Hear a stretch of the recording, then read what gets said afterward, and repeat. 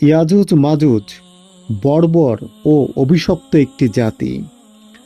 তাদের ক্ষতি থেকে মানুষকে রক্ষা করার জন্য বাদশাহ জুলকারনাইন শক্ত প্রাচীর নির্মাণ করেছিলেন। সূরা কাহফে সেই প্রাচীর নির্মাণের ঘটনা রয়েছে। সূরা আম্বিয়ার বর্ণনায় এসেছে, কিয়ামতের আগে তাদের আবির্ভাব হবে। অনেকের মনেই প্রশ্ন জাগে, তাদের ঘেরাওকৃত প্রাচীরটি কোথায় অবস্থিত? ইয়াজুজ মাজুজের অবস্থান কোথায়, এই বিষয়ে আজকে আমরা জানব। কোরআন হাদিসের কোথাও ইয়াজুজ মাজুজের নির্দিষ্ট অবস্থান সম্পর্কে সুস্পষ্টভাবে বলা হয়নি।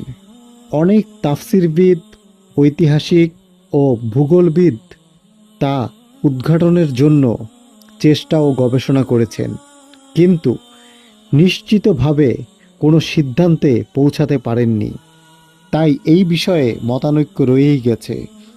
অনেক তাফসিরবিদ বর্ণনা করেন যে তারা তুর্কিদের অন্তর্ভুক্ত একটি জাতি, যাদের অবস্থানস্থল হল আর্মেনিয়া ও আজারবাইজানের কাছাকাছি অঞ্চলে।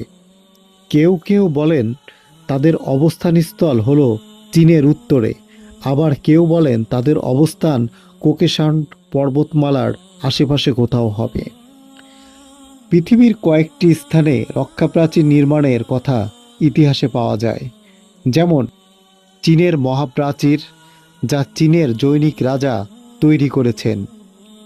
দাগেস্তানে অবস্থিত একটি প্রাচীর রয়েছে, আরেকটি প্রাচীর কোকেশান পর্বতমালার উচ্চভূমিতে অবস্থিত।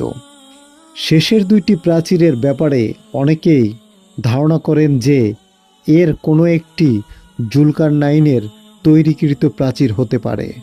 স্বাভাবিকভাবেই একটি প্রশ্ন হল, জুলকারনাইনের প্রাচীরটি যদি অস্তিত্বশীল থাকে, তাহলে তথ্য প্রযুক্তির এই যুগে, যখন দুনিয়া হাতের মুঠোয়, আমরা তার সন্ধান পাই না কেন? এর উত্তরে ইসলামী স্কলাররা বলেন, কারো খুঁজে না পাওয়া অস্তিত্ব না থাকার প্রমাণ নয়। কেননা এই আধুনিক যুগে এখনও বিভিন্ন পাহাড়ি ভূখণ্ডে বা সামুদ্রিক দ্বীপাঞ্চল থেকে নিত্য নতুন এলাকা ও মানবগোত্রের আবিষ্কার হয়, যার খবর পৃথিবী এতদিন জানতই না।